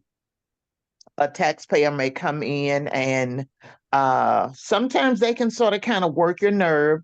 And I'm glad that the person that I work with, we are able to sort of kind of hear each other a little bit, or we may have a keyword to let us know that this individual has come in, and sometimes they can be troublesome. So it puts you on alert and make you more aware of the situation being sensitive. So we are able to step over into that extra mode of courtesy and kindness. And we work together really, really good on that. So I just think those are some of the things that I enjoy about where I work at. Very good. Anyone else? Thank you, ma'am. You know, you're welcome. This is Ella Whitty Walker, and I am at the South Library. And our site opens at 10, but we get to the library and open up at 9:30 to set up. And what we do is make sure my husband and I, and then Alice McGee, we make sure that everything is in place, everything is wiped down, everything is out before any of our taxpayers get there. We also always provide candy or some kind of refreshments for the taxpayers, because where we are, a lot of the people that come in are elderly people. And so we want a lot of them coming in because they, don't want to stand on a long line or whatever, and they hadn't had breakfast, and, they're diabetics or whatever. So we might have some snacks, sausage, biscuits, or peppermint candy, something for them. And so we want to make sure that, that they're comfortable. And these are people that's been coming year after year after year. And most of them, we know we don't get a whole lot of new people because we're close to Southland Mall, and young people like to go where the malls are. So we get a lot of the elderly people, and we really enjoy those people because they are appreciative that we are there to assist them. And we just love being able to assist elderly people. And whatever they need, when they come in, usually when we open up the first day, we open up and I have the forms for them. I stand up and I tell them that this is a free service. There is no charge for what they do. If they're in a hurry and they can't wait and they want to go somewhere, they are welcome to do that. And then I explain the sheet to them, that the intake sheet to them. And we make sure that our greeters are right there. They pass them out to everybody. And when we get ready to service them, the preparer is going to go back over their sheet even before we get started. And we let them know that whatever they give us to prepare their taxes with, the bottom line is they're responsible, because they're going to sign their return at the end to say that everything that they have given us is true and correct to the best of their knowledge. And we just love them, and they always come back. They always want to do something for us. They come back by and they'll speak, and they'll let us know. Sometimes they'll even bring fruit in, and we service the library with that. So we just enjoy the people that we serve. And we've been over there, I know, over 20 years. And we just enjoy what we do. And we enjoy helping people. And we don't have any large issues. Everybody's so nice to us, and we are so nice to them. Isn't that wonderful? Thank you, Ella. I appreciate that. That's wonderful. Yes. Anyone else want to share? Well, a lot of times when I get to Southland Malls, it's gonna always be some people there before me waiting. So a lot of times we don't have the luxury, but dealing with the public is, you just have to have patience, and like I said earlier, you got to have a professional attitude. And so I've enjoyed all the years working at Southland Mall, and you're gonna meet all kind of people, and you're gonna have some people that just won't be right and just won't act right. But all in all, you're there to do a service. You're there to help the people. They already ready. It's January. They'll be there waiting. Then they're gonna wait till the last day, the 15th of April. We're gonna have a crowd that day too. So it's just something that we do, and I like to cook, so we have food, and make sure the volunteers, I know when they're coming, and it's gonna, like I said, it's gonna be a change for us this year because of the time, but I'm sure that it's gonna work out. Thank you. Anyone else? I want to say that for several of the sites, you may be a two-man operation, which means that you're going to do the screening, the greeting, the whole shebang. So, be prepared for that. The people, some of them will get a little antsy, but you explain to them and let them know, which way that you're operating. And as we've stated before, if there's somebody, and I think each year since we've had COVID, there's people who got used to dropping their information off. So, of course, we're going to have to go through this form that's on the screen now, as well as provide them with the 14446 and make certain that we have everything that they need, so they just can't drop it off. And when we do that, we try to make sure that they understand. And as it's been stated, for people with disabilities, we try to make them be as comfortable as possible and help them as well as everyone else. And we too, from time to time, may have some little refreshments for the people. I'm sort of glad that United Way is now under a new management, so to speak, which they are updating our workspace. So now when the people come in, as they've done in the past, they saw that little grill, because where we are, it used to be a restaurant. So of course they'd come in saying, well, I want to place an order. Well, we don't have to worry about that this year because that is gone. Thank God. So I just want to remind you that, you know, as a two-man operation, that you will be doing a whole lot. But if you're one like I am and Karen and some of the rest of us, we've been preparing tax returns for the public for over 40 years, and we enjoy what we do, which is the reason why we are still here. So that's pretty much what I have to say. Is there anyone else that would like to share what happens or what you do at your site and or sites?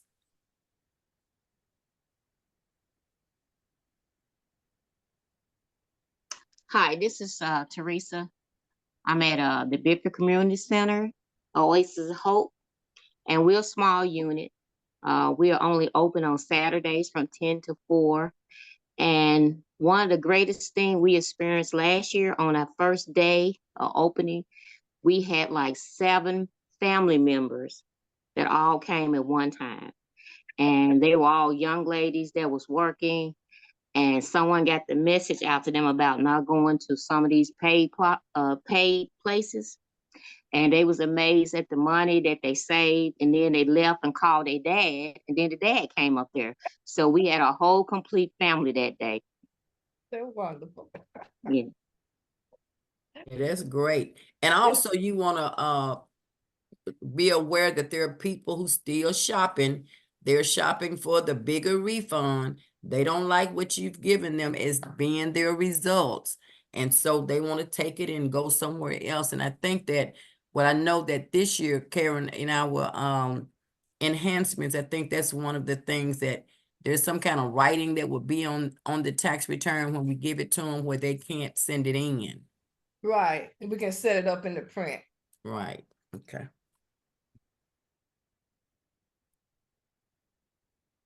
I have this form up for a reason. I kind of wanted to go back over just maybe 3, this number 11. Have you, your spouse, or dependents been a victim of tax-related identity theft or been issued an identity protection PIN? Please make sure this is completed. This number 11. And, you know, along with, you know, the correct entity information, the telephone number, working extended, we have a problem sometimes getting people because the wrong number is on the 13614C. So that's another thing that we really have to be conscious of, is that telephone number. But, you know, this has to be completed by us over here in the shaded area. The other thing was, sometimes they don't put the number here. Make sure they put the W-2, how many W-2s they get. Which we've already gone over this, but I'm just bringing it back up.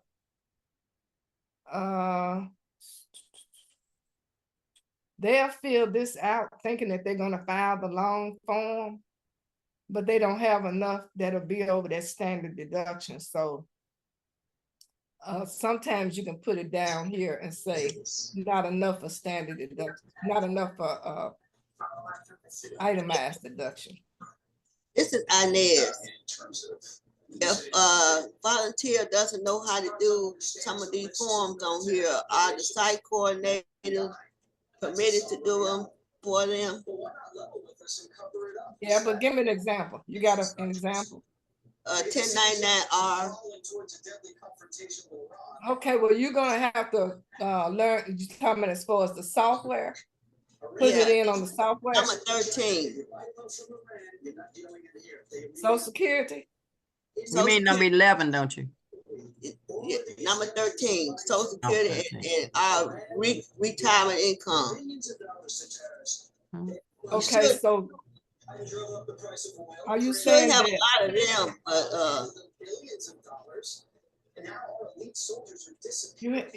She said retirement income, that's number 11.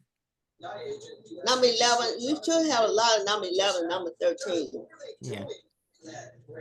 So are you saying as far as the software, you don't know how to input it or what? Some people don't know how to do a 1099-R. Okay, they need to come to South Lamar, I teach them. I mean, I know how to do it. I just want to know if the volunteers don't know how to do it. Can we do it for them or tell them how to do it? Yeah. Oh, you talking Wouldn't about that be an issue whether you are advanced or basic if you are volunteering? I'm supposed to be a site coordinator.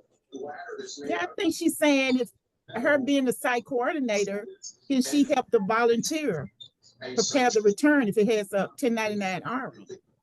Yeah. Or 1099, yeah, because they may not know how to do it, especially the 1099-R, the 1099 NEC. Okay, so these. Okay, so Inez, I don't know where you're working, but for the most part, a lot of the site coordinators would be preparing tax returns. But of course, if you have a volunteer who's preparing a return and needs your expertise, then yes, you would go over there and assist them so that they would know how to do the next 1099-R or the Social Security. Or the railroad retirement. Or did they attend the new volunteer tax training? This is my first year. I don't know what they did. I don't know what they did. Okay. Well, I just know for some of these things here, like when I worked at H&R Block, they didn't know how to do amended returns and they didn't know how to do 1099-R. So I had to do all of those. Oh, okay. So now you over here on our side. So you're gonna know how to do all of these and the volunteers too. yeah, but you can, back to your question, yes, you can help them. You can help them, yeah. Oh, Inez, this is Ella Whitty Walker. Before I worked for Internal Revenue, I worked for H&R Block, and they have a very extensive training program. So that's kind of strange that these people would not know how to complete the 1099-R. She said she worked at H&R Block. And some of them didn't know. Yeah, some of them didn't know how to do them. That's why I had to do them. Especially amended returns.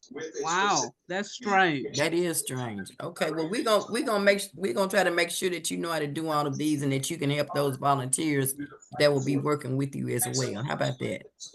Okay. Okay, going down this form, this number 4, number 13 and number 11. Well, it's really the railroad that I'm talking about. The green and the blue form, 1099, RRA or whatever they call it. Looking for RRB 1099. Those forms, people get confused. Somebody needs to mute their phone. Oh, okay. That's me. Performances from the best in country music. Enhance your wellness and long. Okay, the people that give the volunteers or the intake of the screeners, the greeters, their railroad 1099 RRB forms. One of them is going to be green and one of them is going to be blue. You just have to look at the top. The top will tell you which one is Social Security and which one is pension. But it is 2 different forms. And they go on 2 different lines.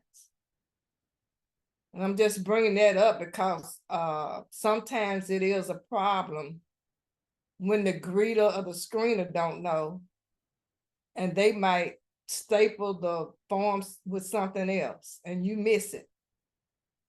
Or you might get it as a tax preparer and miss it. And so I'm just bringing that up because I saw it on here. Line 13 for railroad Social Security or railroad pension. Those 2 things, the one form is green, the one form is blue.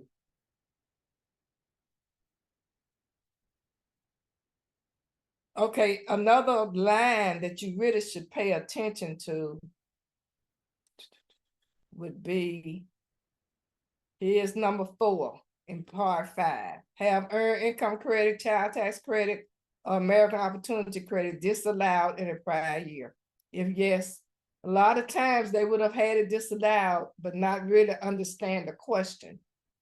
So sometimes you have to ask them, did IRS reject your child on your return last year or any years before?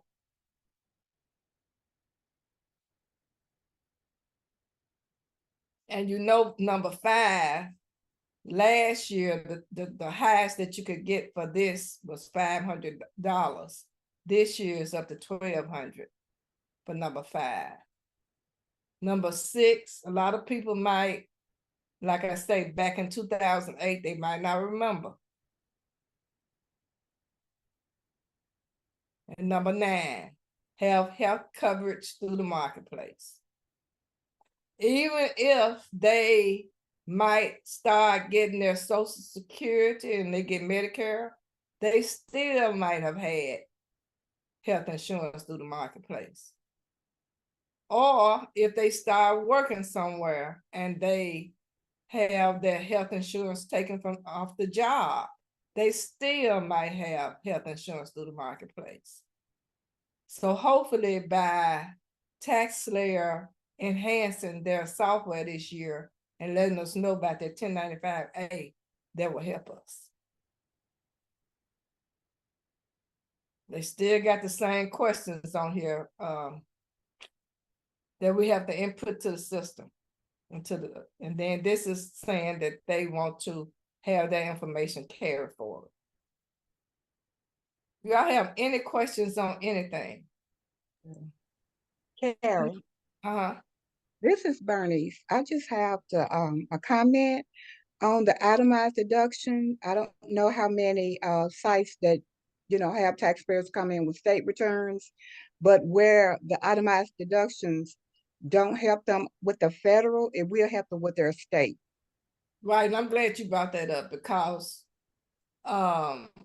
you can do a federal return and do a state return, but like you said, it might not help on the federal, but also going back to the 1099-R, which is that pension form. Some people will put that on their state return and it needs to be taken off because Mississippi does not require the pensions to be taxable unless that person did not put anything into that pension. Most of them, though, the person would have put something in there because you would know it if you look down there for total employee contributions. But when you get to that state return and that person has put something in for their pension, take it out of the state return because they don't have to pay taxes on it. But yeah, back to what you said, Bernice, even though they can't use it for federal, it might help them for state. And she's talking about the Schedule A, which is the itemized deduction form.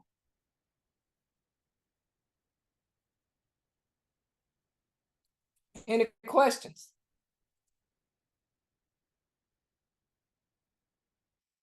Any questions on this form?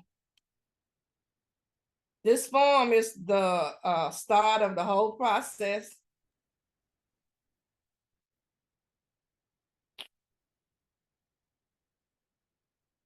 Any questions on anything? Nope. Denise?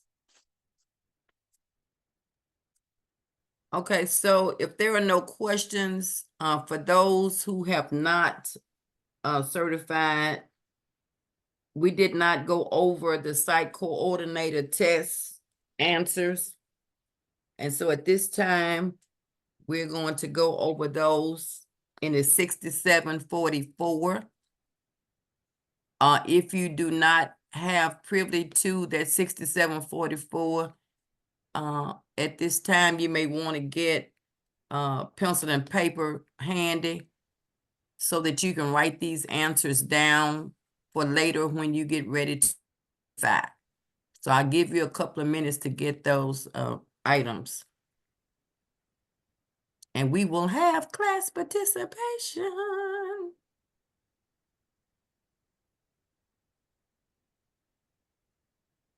Okay, so everyone can see that? Okay, number one. Step up to the mic. Who want to take number one? I'll take number one and you all can follow suit. Okay. The site coordinator test is optional for the designated coordinator and alternate coordinators. That's And I false. say the answer is B. False. Okay. Any questions? Now, Gwen, you got it? Gwen Barr? I see you lit up. You got something? Oh, no. Well, I was gonna try to take the answer for number 2. Come on, girl. I got B. All right. Read the question. Go ahead. Which IRS publication includes the roles and responsibilities of the site coordinator? B, publication 5683, VITA TCE Handbook to Partners and Site Coordinators. Okay. Okay, that we went over that tonight. Everyone agree? Yes. Number Yeah. 3. A. Wait a minute. Prior Who was to that? Ella. signing and dating Ella. the form, Oh, Yes. Sandra got it. Go ahead, Sandra. prior to signing and dating the Form 13615, Volunteer Standards of Conduct Agreements, VITA, TCE program, the sponsor, excuse me, the sponsoring partners agreeing official must confirm government issued photo identification and the required certification level of the volunteer for the Form 13615 to be valid. That answer is A. Okay. Anybody Next. disagree? Yes. What was the answer to number 1 again? B. Okay, thank you. You're welcome. I take number 4. Come on, Joanne.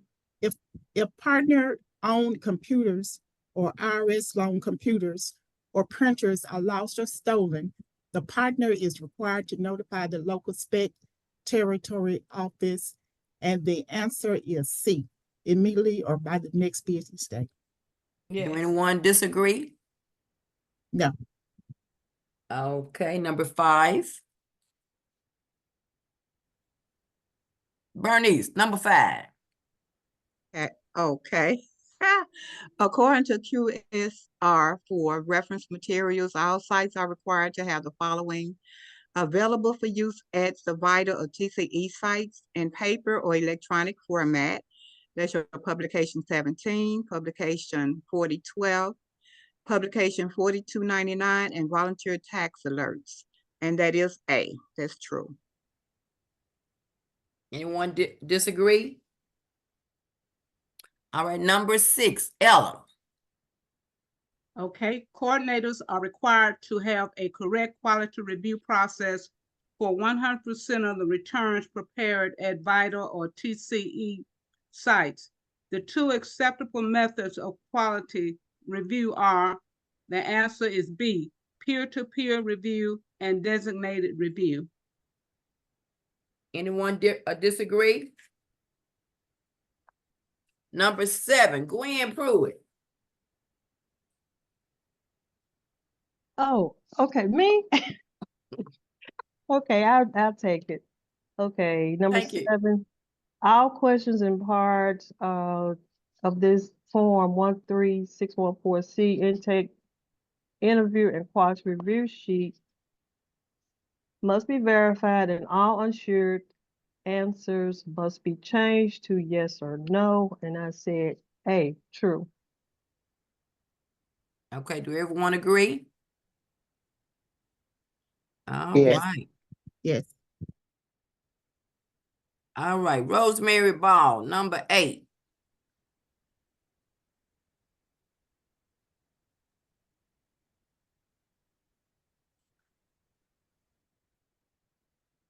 Rosemary.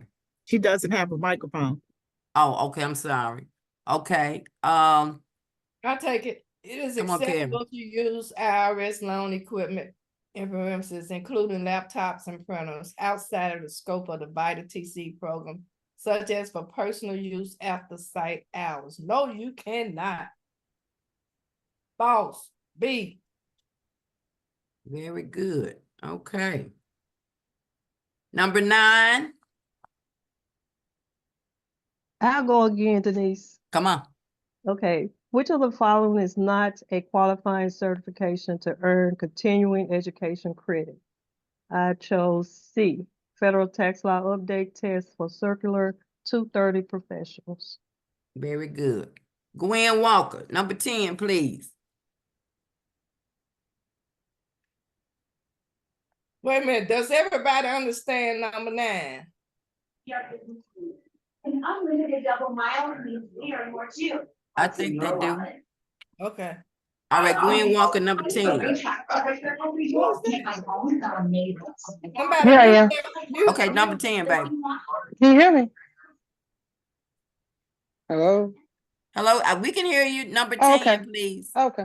Prior to opening, each site must have Form 15272 VITA. Oh, go back. VITA TCE security plan approved and before the end of the filing season, annually, and a copy available at the site. Okay, so that's 8. Anyone disagree? Sherry, number 11.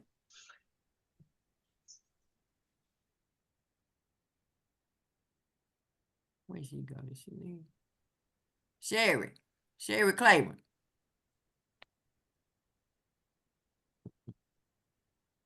Number 11, which IRS publication covers requirements for alternative filing methods, including virtual or not in-person tax preparation processes? Well, we know the 5166 is for what it says. The 4012 is for what it says. The 4961 is for what it says. So that would be D, site operations. Okay. Number 12, at a minimum, all Wi-Fi or wireless connections at the VITA TCE tax preparation site must be encrypted and password protected. And the answer is A. Number 13. Give me an able-bodied individual, please. Miss Denise, When did you con- call me? I'm sorry, I had stepped to the ladies' room. I said you must have stepped away. Okay, so come on, Sandra.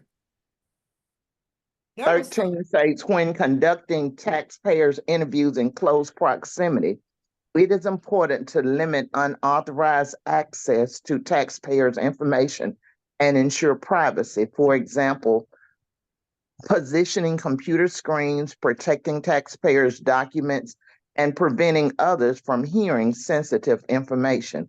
And that is true, A. Thank you. All right, Sherry, number 14, please. Yes, ma'am. Once a volunteer is added to the volunteer registry, how long are they removed from volunteering in the VITA/TCE program? B, indefinitely. Thank you. And the last one says a VITA TCE data breach occurs when a taxpayer's personally identifiable information is shared, used, or disclosed, whether physical or electronically, without taxpayers' permission. And that answer is A, true. So now, do anyone have any questions? Did anyone miss any answers that we need to go back over? If so, please state it so we can do so.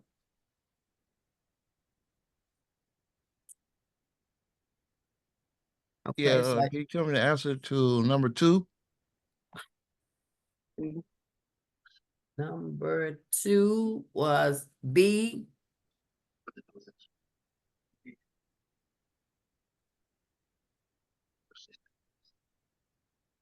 Okay, thank you. Any others? And number 9. Number 9, Bianca, was C as in candy. Thank you so much. You're welcome. Okay, anyone else? Okay, what I would like to say, as a reminder to some and to others to inform of, we've talked about the notes being in a tax layer, and that's something that we did not have a lot of notes for some of the documents that were left for people during the extended time when we have it in May through June.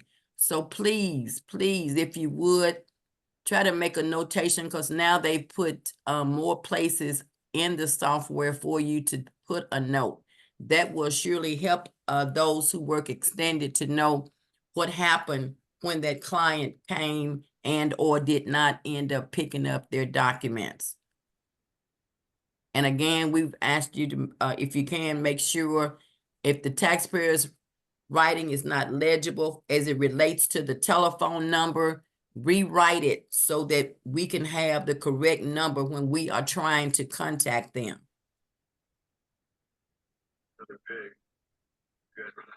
And the bank account number, make sure that that's legible. When they're trying to get a direct deposit of their refund, make sure that the bank deposit number is correct and the routing number. And we know regardless of how much we stress the routing number and some of these other things, there's still going to be some people that regardless, I mean, I remember our last season, a client or two had changed bank accounts. Well, how did we know that? All we know was to go by what they gave us, and then they were upset, which if anybody is going to be upset with it, should have been themselves. So all we can do is ask them to review it, go over it, and after then it's out of our hands, because one thing for sure, it's not like some of the rejects that we can correct. Once that has gone out, then it's gone. And of course, for those of us who've been around, we know it takes a while before they can actually get their refund once it's gone in with the wrong bank account number and all those kind of things. Are there any questions, concerns, anything you'd like to share on tonight? The floor is yours. Inez, is this the first session or the last session? Okay, Inez, you'll be with us tomorrow night, please, ma'am. Okay. So if you think of any questions that you may have, please bring them with you on tomorrow night, unless you have something tonight you want to ask. Trouble in the communities that were forced to take the net. Migrants are turning their children. No, I got Denise. Okay. Anyone else? Miss Denise and Miss Karen, Yes. I want to make a comment about our individuals who, for us over on Tillman, sometimes we get individuals that walk down from the bus and they be standing outside of our gate when we get there. We always try to pay special attention to these individuals because sometimes the weather conditions are not favorable, and we want to make sure that we can get them serviced and in and out of there in an appropriate amount of time, because we realize sometimes that they just barely have enough money to get there and get back versus them having to make multiple trips to our site to get it completed. So I think we mentioned before about individuals coming in wheelchairs as well as on walkers. And sometimes we even have individuals who are hearing impaired. We want to make sure we put special attention on these individuals with the disabilities. Thank you. Very good observation. Anyone else?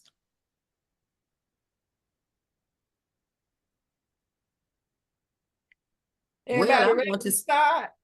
Huh? Everybody ready to start? As long as this snow and ice and all this stuff we got going on is gone, I'm ready. Okay.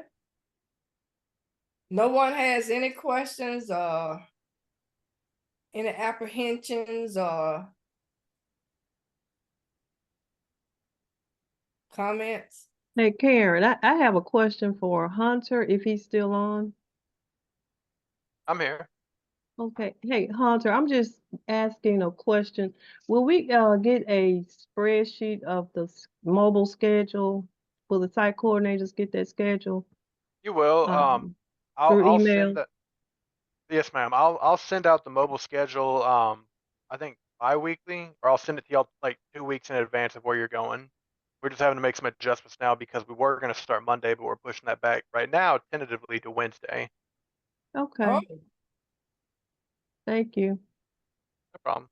so how do you say instead of Monday, it'll be Wednesday? That's currently what we're planning to. We're current, because the weather's pushing everything back to where a lot of our coordinators haven't had a chance to pick up their supplies or set their sites up. We are Right. tentatively scheduling to start things on Wednesday instead of Monday. And then that Monday and Tuesday will be the days where people the United Way team will be in the office, to be able to give out supplies, and coordinators can come and pick it up starting that Monday. And then, have time to set up your site and everything. But our game plan now is to start things on Wednesday, assuming the weather gets better, and we're able to do so. Yeah, because they keep talking about tomorrow. Yeah, they do. And Mar- then Monday Mar- and Tuesday, I think they were saying some more precipitation is gonna come down. For the Mm. We're hoping things are better where y'all be able to come get your supplies on Monday and Tuesday. But if we need to push back further, we'll let y'all know. But right now we're aiming for Wednesday. Okay, thank you for the Yeah. update. Okay, so I want to thank each of you for attending tonight's session, for your participation. I hope that what we shared with each of you will help you, and as we go forward, I've already given out my phone number, and Karen gave out hers, but she may want to give it out again for those who perhaps were not included in that session. And we want you to contact us, reach out to us, because we are family. We're working under one umbrella, and we're doing the same thing, which is to offer our services to the public. So Karen, would you share your number at this time, please?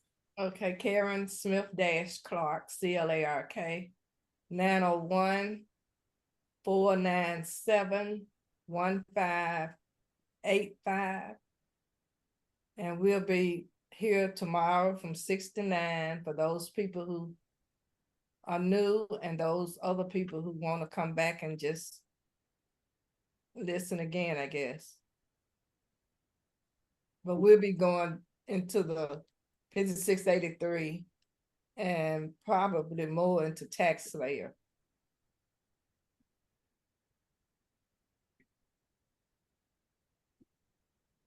Okay, Hunter, do you have anything else?